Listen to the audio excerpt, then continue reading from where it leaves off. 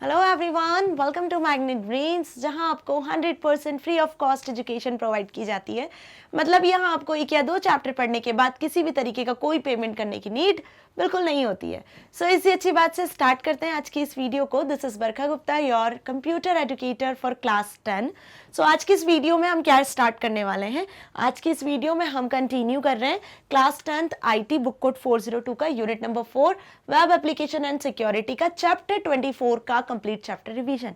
Yes, chapter number 24 का one shot revision आज की इस वीडियो में हम डिस्कस करने वाले हैं स्टूडेंट्स। मतलब कि हम इसके पहले यूनिट नंबर 4 में 15 से 23 चैप्टर तक के कंप्लीट चैप्टर रिवीजन को कर चुके हैं। मतलब कि हम इनके रिवीजन को पढ़ चुके हैं। रिवीजन आप सभी को क्लियर है ना कि चैप्टर की वीडियो लेक्चर्स, प्रैक्टिकल सब चीजें पहले से अवेलेबल है, जो आपने देख लिया है। इनके सॉल्यूशंस एनसीईआरटी पे बेस्ड, एमसीक्यू फिलअप वगैरह सब चीजें कंप्लीटेड है। ओके, देन अब हम रिवीजन को स्टार्ट कर चुके हैं। तो रिवीजन की सीरीज चल रही है वन शॉट सीरीज, जिसमें आज हम 24 chapter that is preventing accidents and emergencies को डिस्कस करेंगे। ओके, अब प्रिवेंटिंग एक्सीडेंट्स एंड इमरजेंसीज, इस चैप्टर को पढ़ने के पहले चैप्टर नंबर 23 को मैं थोड़ा सा रिकॉल करवा देती हूँ, जिसमें हमने इंपॉर्टेंस ऑफ वर्कप्लेस सेफ्टी देखा था कि हर वो पर्सन जो जिस जगह पर काम करता है, चाहे वो एम्प्लॉय के रूप में काम करता हो, चाहे कोई स्टाफ के रूप में काम करता हो, है ना, या फिर वो किसी हम बोल सकते हैं लेबर के रूप में कहीं काम कर रहा है, ठीक है। तो कोई भी पर्सन, हर पर्सन काम करता है, तो वो जो भी काम कर रहा है वो अपनी सेफ्टी को ध्यान में रख के काम करता है। वहां पे जो ऑर्गेनाइजेशन है, ऑनर है, मैनेजर, वो सब भी अपने एम्प्लॉयज की, वर्कर्स की सेफ्टी को ध्यान में रख के काम करवाते हैं, ठीक है। तो सेफ्टी कम्स फर्स्ट। यदि आपको काम अच्छा करना है, अच्छा अर्न करना है, तो सबसे पहले आपको खुद को सेफ रखना पड़ेगा, राइट।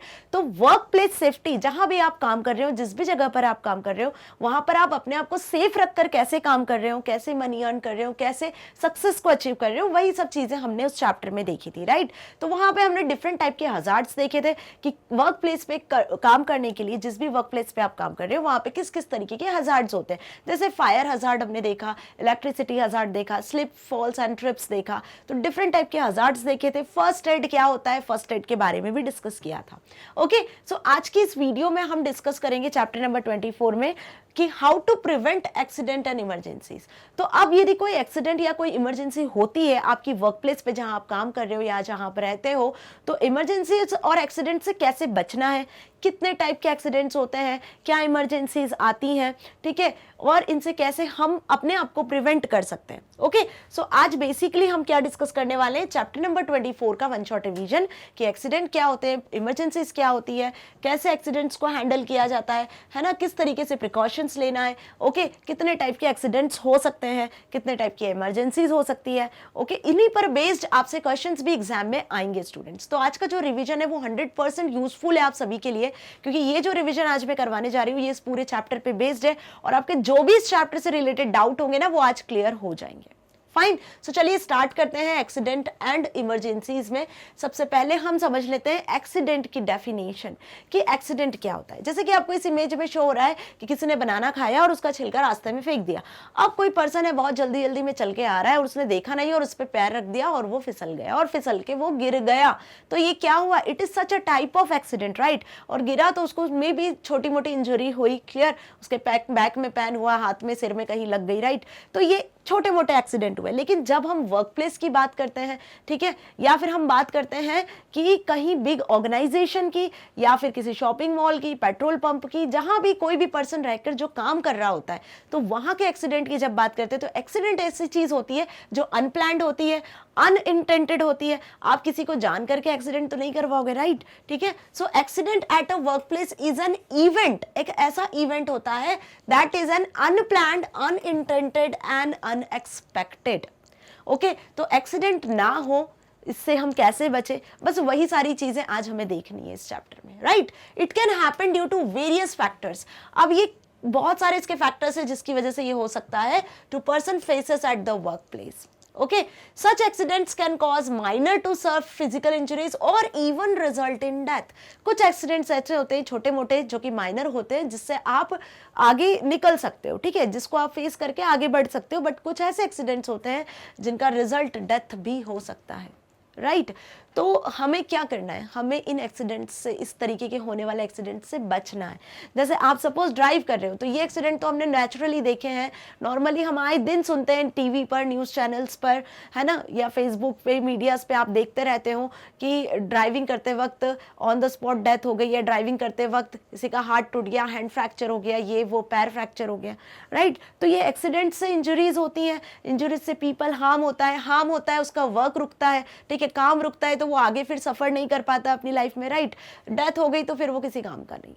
तो यही सारी चीजों को, इनसे कैसे बचना है, बेसिकली यही मोटिव है इस चैप्टर का, राइट। सो दिस में either be due to a risk that has not been identified or identified but not properly controlled। अब जहां भी आप काम कर रहे हो बिना रिस्क के तो हम कोई काम नहीं करते हैं, राइट। तो जब भी आप काम कर रहे हो हर एक काम में रिस्क होती है, लेकिन इस रिस्क से हमें कैसे बचना है, ठीक है, इस रिस्क को हमें कैसे मेंटेन करना है, इस रिस्क से हमें कैसे, रिस्क को कैसे एनालाइज करना है और प्रॉपर वे में वर्क करना है, वही हम आज इस वीडियो में देखेंगे। ओके, तो एक्सीडेंट आप सभी को अच्छे से क्लियर हुआ। यदि एग्जाम में आती है एक्सीडेंट की डेफिनेशन, तो क्या लिख कर आने वाले हो एक्सीडेंट की definition? An accident at a workplace is an event that is unplanned, unintended and unexpected। अब ये फिलअप में ट्रू फॉल्स में जैसे भी आपसे पूछेंगे, राइट, तो आपको ये लिखकर आना है। ओके, नाउ अब इमरजेंसी की यदि बात करें तो एक्सीडेंट और इमरजेंसी में क्या डिफरेंस हुआ कि a workplace emergency is an unforeseen situation that threatens the employees, customers और पब्लिक। ये वो अनफोरसीन सिचुएशन होती है जिसकी वजह से एम्प्लॉय, कस्टमर या जनरल पब्लिक थ्रेट में रहती है, डर में रहती है, ठीक है। जैसे किसी ने बोला मॉल में आप घूम रहे हो, मॉल में कितनी पब्लिक होती है, राइट, कोई इलेक्ट्रिक शॉक जैसी कंडीशन हो गई, ठीक है, फायर अलार्म वगैरह बजने लग गई, तो क्या हुआ, जहां वहां पे जितनी भी पब्लिक है सब डर जाएंगे, तो वो एक क्या हुई, इमरजेंसी हुई। इमरजेंसी एस्केप से सबको बाहर किया, सबको इवैक्यूएट किया, है ना, मतलब बहुत बड़ा एक्सप्लोजन होने से बचा। सो ये इमरजेंसी होती है, राइट। तो इमरजेंसी क्या हुई, अनफोर्सिन सिचुएशन, हमें नहीं पता था कि हम उस मॉल में जाएंगे और वहां पे इलेक्ट्रिक शॉक हो जाएगा और हम ऐसी कंडीशन में फंस जाएंगे, राइट। तो इमरजेंसी अनफोर्सिन सिचुएशन जिसके बारे में आप कभी सोचते नहीं हो, एक्चुअली अचानक से होती है, राइट, जिसकी वजह से जनरल पब्लिक, एम्प्लॉय, वर्कर्स, सब लोग थ्रेट में रहते हैं। Okay, now it disturbs the companies operation and even sometime cause physical और एनवायरमेंटल डैमेज। कभी कभी क्या होता है, इससे फिजिकल और एनवायरमेंटल डैमेज होने की भी चांसेस होते हैं। It disturb the companies operation, अपनी जो वर्क प्लेस है जहां आप काम कर रहे हो वहां के ऑपरेशन को डिस्टर्ब करता है, कौन, emergencies, right. The hazards leading to accidents and emergencies में बी नेचुरल और मैन मेड। अब इन एक्सीडेंट और इमरजेंसी से होने वाले जो हजार्ड्स हैं वो नेचुरल भी हो सकते हैं और वो मैन मेड भी हो सकते हैं। तो बेसिकली आज का जो इस चैप्टर का मोटिव है वो यही है कि जो एक्सीडेंट और जो इमरजेंसीज है जिससे आपको बचना है, ठीक है, वो दो तरीके के हो सकते हैं, नेचुरल एक्सीडेंट और इमरजेंसीज और मैन मेड एक्सीडेंट और इमरजेंसीज। अब ये क्या होते हैं, ये आपने सभी ने साइंस में, ज्योग्राफी में भी पढ़ा होगा कि natural hazards, man made hazards के बारे में, राइट। तो type of accident at a work place पे जितने टाइप के एक्सीडेंट्स हो सकते हैं वो पहले तो क्या है, फिर हम नेचुरल और मैन मेड पे आएंगे, क्लियर।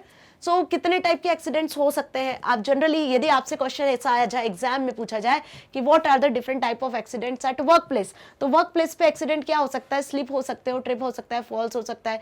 यदि आप ड्राइव कर रहे हो तो व्हीकल से किसी तरीके से कोई एक्सीडेंट हो सकता है ना, कट लग सकता है आपके हाथ में कुछ, ठीक है, या कोई केमिकल बॉयलर प्लांट है तो वहां पे केमिकल स्प्रेड हो गया, ठीक है, उसमें से जो टॉक्सिक गैस निकली वो आपको हार्म कर सकती। तो ऐसे डिफरेंट टाइप के एक्सीडेंट्स हो सकते हैं जो यहाँ पे मेंशन है।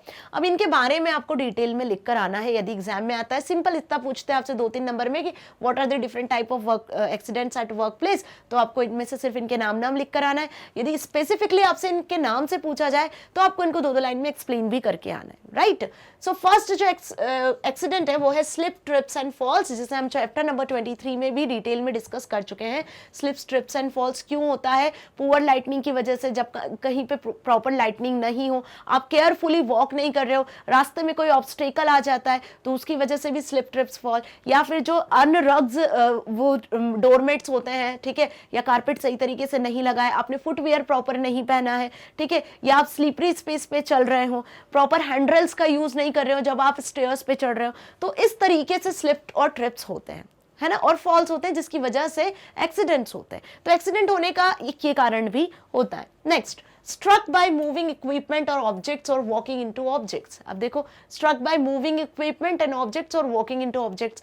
अब कोई ऑब्जेक्ट्स है, आपने देखा नहीं ध्यान से और आप टकरा गए और गिर गए, जैसे कि जो ड्राइविंग करते टाइम रोड पे जो एक्सीडेंट होता है ना, वो इसी वजह से होता है ना, हमारी केयरलेसनेस की वजह से, कि सपोज हमने देखा नहीं और टक्कर हो गई, ठीक है, जिसकी वजह से सीरियस इंजरीज भी हो सकती है। सो ये क्या हुए, ये भी एक एक्सीडेंट का कारण है। Next, vehicle related accident is also, ये सब उसी में आ गए। नाउ फायर एंड एक्सप्लोजन, तो स्लिप, ट्रिप्स, फॉल्स और फायर रिलेटेड एक्सप्लोजन, ये तो हम लास्ट चैप्टर में बहुत डिटेल में समझ चुके हैं कि इनसे कैसे प्रिवेंट करना है, ये क्या हो सकते हैं। अब फायर एंड एक्सप्लोजन्स जो है, ये तो मतलब हम बोल सकते हैं कि इसको आप डेली न्यूज़ चैनल्स वगैरह में भी देखते हो कि आज यहाँ पे आग लग गई, कल वहाँ आग लग गई, ठीक है, जिसकी वजह से क्या हो रहा है, हम कहीं ना कहीं इंजर्ड है, हम बोल सकते हैं कि अपने आप को हम इन्वायरमेंटली तो हार्म हो ही रहा है, हमारा इन्वायरमेंट तो हार्म हो ही रहा है, साथ ही साथ हम फिजिकली भी देखें तो अपने आप को हार्म कर रहे हैं, ठीक है। सो जैसे आपने देखा है कि फायर एक्सप्लोजन्स जो जैसे केसेस है वो भी दिन पे दिन बढ़ते जा रहे हैं, ठीक है, तो ये भी एक एक्सीडेंट का कारण होता है, राइट। अभी अगर हम बात करें एनवायरनमेंट को सेव करने के लिए, तो जो फॉरेस्ट एरियाज है उनको भी जलाया जा रहा है, ठीक है, वहाँ पे ट्री को जलाते हैं ताकि फॉरेस्ट एरिया क्लीन हो जाए, फिर वहाँ पे लैंड बिल्डिंग वगैरह, मॉल वगैरह खड़ा कर दिया जाए, ठीक है। तो जो बिल्डर्स होते हैं वो क्या कर रहे हैं, वो कहीं ना कहीं उस फॉरेस्ट से अर्न करने की कोशिश कर रहे हैं। तो ये हमारा क्या हो रहा है, नेचुरल जो एनवायरनमेंट है वो खत्म होता जा रहा है, ठीक है। तो ये चीज भी एक हो सकती है पॉसिबल। नाउ वायलेंस, अब वायलेंस क्या है, violence is another way of accident. Violence की वजह से हाइपरटेंशन हो जाना, ठीक है, टेंशन क्रिएट होना, अस्थमेटिक कोई पेशेंट है तो उसको प्रॉब्लम होना, मतलब किसी भी तरीके का violence is also create an accident. Okay, so violence is another reason for accident.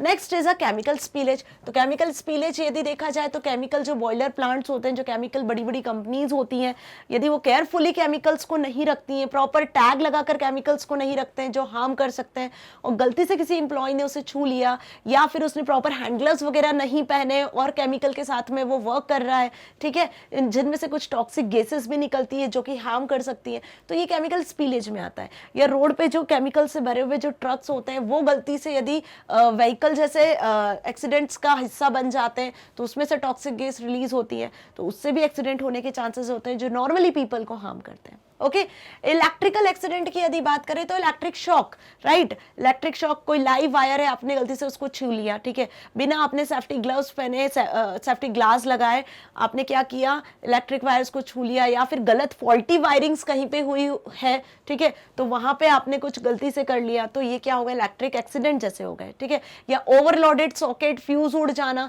ये सब इलेक्ट्रिक एक्सीडेंट ही होते हैं, right.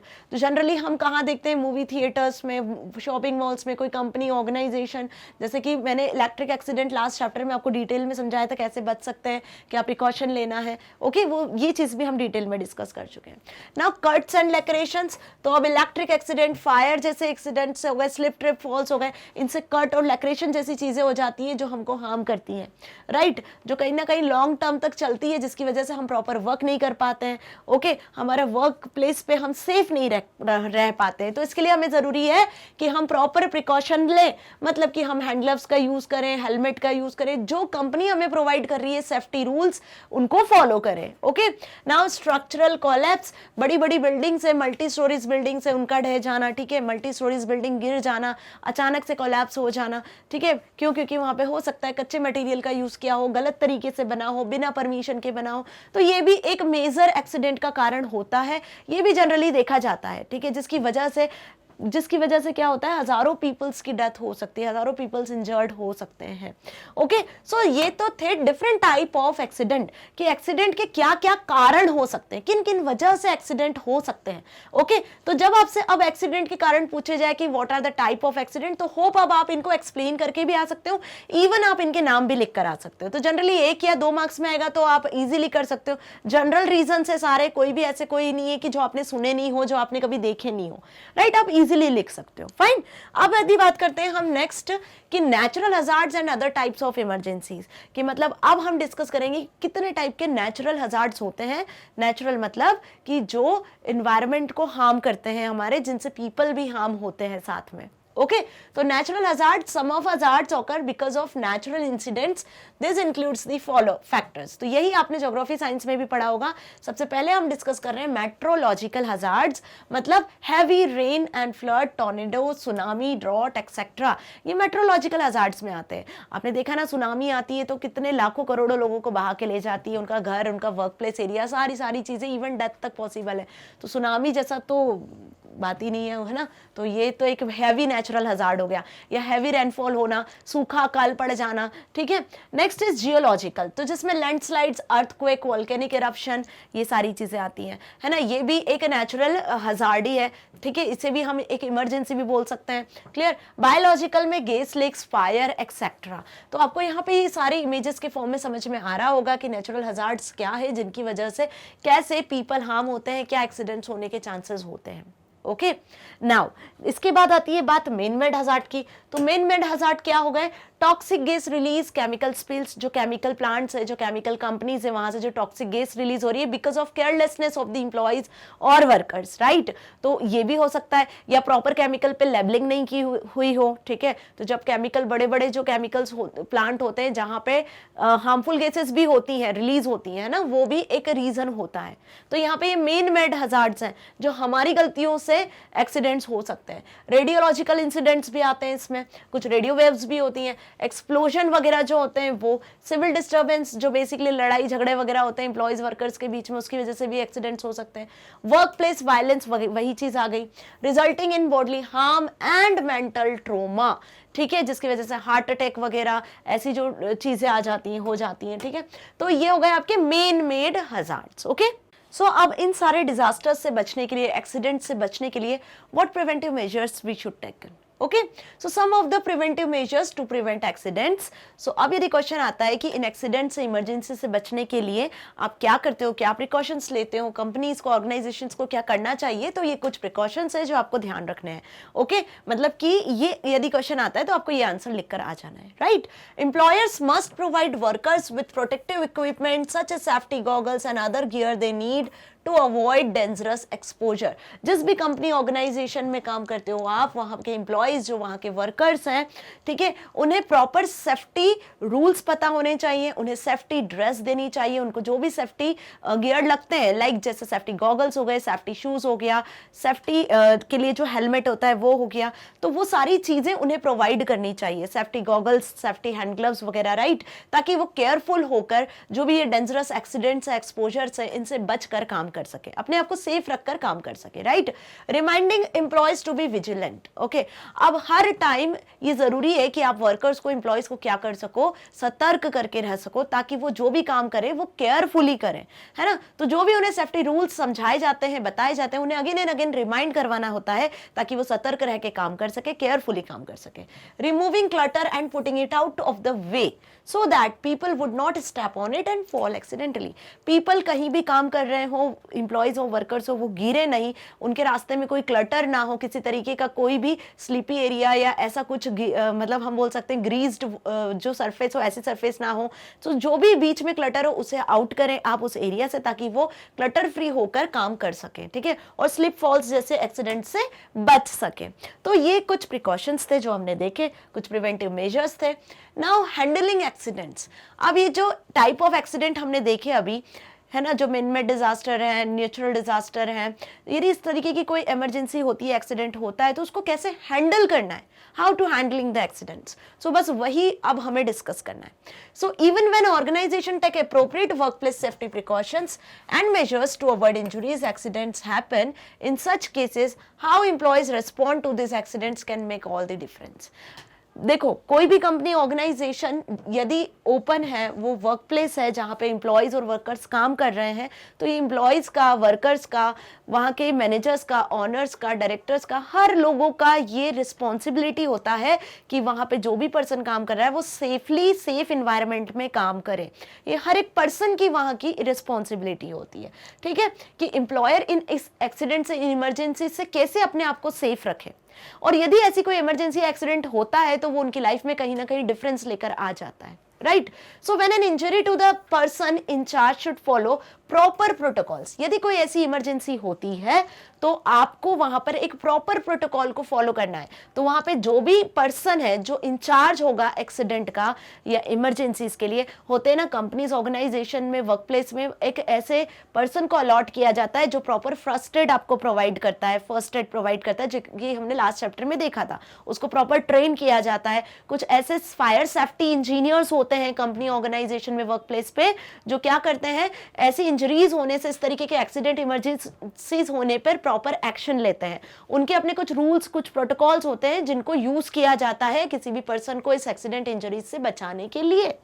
So they should follow proper protocol to handle a work related injury or illness. तो work related injury और illness से बचाने के लिए, जैसे आपको ये दिख रहा है कि ये जो लेडी है ये क्या है, एक ऐसी इंचार्ज है, एक ऐसी ऑफिसर है जो वर्क एनवायरनमेंट पे, जो भी वर्क प्लेस है वहां पे यदि कोई इंजरी होती है तो उसे ये पता होता है कि उस पर्सन को कौन सा फर्स्ट एड देना है, किस तरीके का ट्रीटमेंट करना है, क्या प्रोटोकॉल को फॉलो करना है. ओके, तो अब कौन से प्रोटोकॉल्स हैं जो फॉलो किए जाते हैं at the time of accident और इंजरीज, कैसे एक्सीडेंट को हैंडल किया जाता है बेसिकली. सो फर्स्ट इसमें है care for the affected employee, कि जो भी एम्प्लॉय एक्सीडेंट या इमरजेंसी से अफेक्ट हुआ है उसकी केयर, ठीक है, कि उसकी किस तरीके से केयर करना है. Clear. So the employee safety comes first. सबसे पहला है कि हमारे एम्प्लॉयज की सेफ्टी कम फर्स्ट है ना. सेफ्टी अगर सही है, सेफ्टी फर्स्ट है, तभी तो एम्प्लॉय प्रॉपर वर्क कर पाएगा, right. Getting an injured employee preliminary treatment quickly is crucial.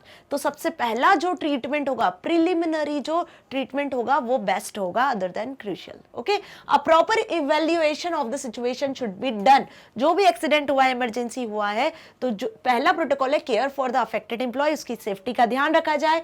जो भी सिचुएशन थी, जिस सिचुएशन में एक्सीडेंट हुआ है, उसका प्रॉपर इवैल्यूएशन किया जाए. An employee who is trained in first aid, और वो एम्प्लॉय जो आपकी कंपनी, ऑर्गेनाइजेशन में वेल ट्रेन्ड है ना, जिसकी रिस्पॉन्सिबिलिटी है फर्स्ट एड देने की इंजर्ड पर्सन को, है ना, तो वो राइट अवे उसी टाइम पर, जिस टाइम पे एक्सीडेंट, इंजरी हुआ है, तो सबसे पहले उसे फर्स्ट एड प्रोवाइड करे. तो सबसे पहली केयर तो ये होनी है कि प्रॉपर इवैल्यूएशन किया जाए और प्रॉपर फर्स्ट एड प्रोवाइड की जाए at the time of accident और emergency happen. Now secure the scene and evacuation. अब दूसरा प्रोटोकॉल क्या हुआ है कि सिक्योर करना, किसे, उस पर्सन को सिक्योर करना, और वहां पे जितने भी लोग हैं उन्हें इवैक्यूएट करना, उन्हें बाहर निकालना, और हर चीज को सिक्योर वे में रखना eight the time of accident और इंजरी. जैसे सपोज कहीं फायर इंसिडेंट हुआ है, तो फायर इंसिडेंट होने के पहले फायर अलार्म बजी, तो वहां के जो भी इंचार्जेस होंगे जिन्हें ये रिस्पॉन्सिबिलिटी दी होगी, तो वो क्या करेंगे, सबसे पहले इवैक्यूएशन प्रोसीजर को आगे बढ़ाएंगे. मतलब वहां के लोगों को सबसे पहले एग्जिट मार्क के थ्रू बाहर निकालेंगे, उस जगह को सिक्योर करेंगे, राइट. ताकि यदि आगे इन केस ये चीजें होती हैं या फायर जैसी चीजें स्प्रेड होती है, तो वहां के लोगों को हार्म ना हो, वहां के लोग इंजर्ड ना हो, कोई डेथ जैसी कंडीशन ना आए, राइट. तो सेकंड प्रोटोकॉल क्या है, secure and scene secure the scene and evacuation. In case of serious accident, access to the accident site should be blocked and avoid any further damage. ठीक है, कि जहां पे भी ये एक्सीडेंट हुआ है उस साइट को ही ब्लॉक कर दिया जाए ताकि और ऐसे एक्सीडेंट होने के चांसेस ना हो. ठीक है, फिर उस चीज को पूरा इवैक्यूएट किया जाए, इवैल्यूएट किया जाए. The site of a serious accident needs to be secured as quickly as possible to preserve the physical evidence for investigative purposes. Okay, so ये भी एक सेकंड प्रोटोकॉल है, कौन सा, कि secure and evacuation, right. Next यदि हम देखते हैं अब, तो नेक्स्ट प्रोटोकॉल होगा proper reporting of the accident. अब जो भी एक्सीडेंट हुआ है उसकी प्रॉपर रिपोर्टिंग करना, किस वजह से हुआ, किस केयरलेसनेस की वजह से हुआ, किसका फॉल्ट था. ठीक है, ये सारी चीजें देखकर क्या ट्रीटमेंट चल रहा है, तो प्रॉपर एक एक्सीडेंट की रिपोर्ट रेडी करना. ठीक है, कितने टाइम में वो बंदा अच्छा हो जाएगा, फिर कब वर्क ज्वाइन कर सकता है, ये सारी चीजें उस रिपोर्ट में हमें मेंशन करनी होती है. ठीक है, so after ensuring the employees safety, proper paperwork and documentation must be completed. एक बार हमने एम्प्लॉय की सेफ्टी देख लिया, उसका एक्सीडेंट हुआ, उसको फर्स्ट एड प्रोवाइड कर दिया, उसको प्रॉपर ट्रीटमेंट दिलवा दिया. ठीक है, इवन हमने उस प्लेस को सिक्योर भी कर लिया, वहां जो लोग थे उन्हें भी हमने इवैक्यूएट करवा दिया, राइट. प्रॉपर प्रोटोकॉल को फॉलो किया. अब जो नेक्स्ट वर्क आता है वो होता है रिपोर्ट करना एक्सीडेंट की. ठीक है, कि जब एम्प्लॉय की सेफ्टी हो गई, देन आफ्टर दैट आपको पेपर वर्क, डॉक्यूमेंटेशन को वर्क को कंप्लीट करना है.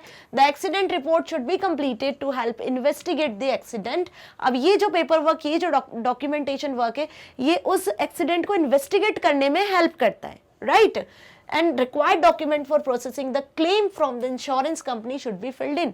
अब जिसकी गलती होगी तो इंश्योरेंस भी यदि होगा तो इंश्योरेंस के अकॉर्डिंग आप क्लेम कर सकते हो और वहां से बदले में आप उस क्लेम का अमाउंट लेकर उस चीज की भरपाई कर सकते हो, राइट। तो वो इंश्योरेंस जो है वो हेल्प करेगा, यहाँ पर जो भी पेपर डॉक्यूमेंटेशन वर्क है वो इंश्योरेंस में हेल्प करेगा। ओके, सो ये चीज क्लियर हुई। नेक्स्ट प्रिवेंशन जो भी प्रोटोकॉल है वो हमको क्या फॉलो करना है, एस्टैब्लिश और रिटर्न टू वर्क प्रोग्राम। अब जिस पर्सन का, जिस एम्प्लॉय का, जिस वर्कर का एक्सीडेंट हुआ है उस वर्कर को इतनी फ्लेक्सिबिलिटी आपको प्रोवाइड करना है कि यदि वो ठीक नहीं हुआ है तो वो जिस भी प्लेस में जहां पे भी कंफर्टेबल हो वहां से अपने वर्क को कंटिन्यू कर सकता है, बैक टू वर्क है ना, वर्क को कंटिन्यू कर सकता है, अपने वर्क प्रोग्राम को रिटर्न कर सकता है, ठीक है। So some flexible arrangement should be design to accommodate injured और ill employ who are medically cleared to work but unable to perform their previous job or duties. So it would help them to return to work again as quickly as safely as possible. तो ये flexibility company organisation के पास होनी चाहिए कि वो उस employees को दे कि वो जितना जल्दी हो सके सेफली क्विकली अपने वर्क को कर सके, जहां पर है जैसे है उस तरीके से अपने वर्क को कंटिन्यू कर सके, ठीक है, कंफर्टेबलनेस के साथ। तो ये चैप्टर था हमारा आज का जिसका वन शॉट रिवीजन हमने कंप्लीट किया, जिसमें हमने अभी क्या देखा कि किस तरीके से जो हैंडलिंग एक्सीडेंट के जो प्रोसीजर्स होते हैं कंपनी ऑर्गेनाइजेशन में वर्क प्लेस पे फॉलो किए जाते हैं, क्या स्टेप्स होती हैं, तो सारी स्टेप्स हमने अभी देखी। सो स्टूडेंट्स, यदि वन शॉट रिवीजन समझ में आया, अच्छा लगा तो आप इसे लाइक करें, शेयर करें, सब्सक्राइब करें। साथ ही साथ आप यूट्यूब के साथ मैग्नेट ब्रेन्स से भी इसे एक्सेस कर सकते हो। magnetbrains.com लिखना है आपको गूगल पे, इस तरीके का होम पेज शो होगा। यहाँ पे क्लास 10 सिलेक्ट कर लेना। जैसे क्लास 10 सिलेक्ट करोगे तो आ जाओगे कहाँ पर, सब्जेक्ट की लिस्ट पर, जहां पे आपको सारे सब्जेक्ट शो हो जाना है। इसमें आपको सिलेक्ट कर लेना है अपना सब्जेक्ट, कंप्यूटर सब्जेक्ट आईटी, ये आईटी ये book code 402। Now click on watch now पे क्लिक करोगे तो आ जाओगे सब्जेक्ट की प्लेलिस्ट पर। अब आईटी का हम पूरा कोर्स कंप्लीट कर चुके हैं, बुक कोड 402 क्लास 10 का सारे chapters, video lectures part A part B के प्रैक्टिकल के साथ अवेलेबल है, असेसमेंट क्वेश्चंस के साथ अवेलेबल है। जिस भी किसी वीडियो में डाउट है, यहाँ पे जब आप किसी चैप्टर की वीडियो पे क्लिक करोगे वॉच नाउ पे, तो इस तरीके से आपका डाउट भी सॉल्व हो जाएगा। अब मैग्नेट ब्रेन्स आपको हिंदी मीडियम चैनल भी प्रोवाइड कर रहा है, मतलब अब जो आपके हिंदी मीडियम फ्रेंड्स हैं आप उन्हें भी इन्फॉर्म करिए कि वो भी यहाँ से free of cost, 100% free of cost education ले सकते हैं, जैसे आप प्रोवाइड कर रहे हो, आप ले रहे हो। ओके, सो उसी तरीके से हिंदी मीडियम चैनल भी अवेलेबल है, जहाँ पे आपको सारे video lectures again free of cost मिल जाने हैं, क्योंकि मैग्नेट ब्रेन्स आपको किंडरगार्टन से लेकर क्लास 12 तक free of cost education provide कर रहा है, ताकि आप अपनी एग्जाम में बहुत अच्छे मार्क्स को स्कोर कर सकते हो, साथ ही साथ अपनी लाइफ में कुछ बहुत अच्छा अचीव कर सकते हो। सो मिलेंगे यूनिट नंबर 4 के नेक्स्ट चैप्टर के वन शॉट रिवीजन के साथ। Till then bye bye.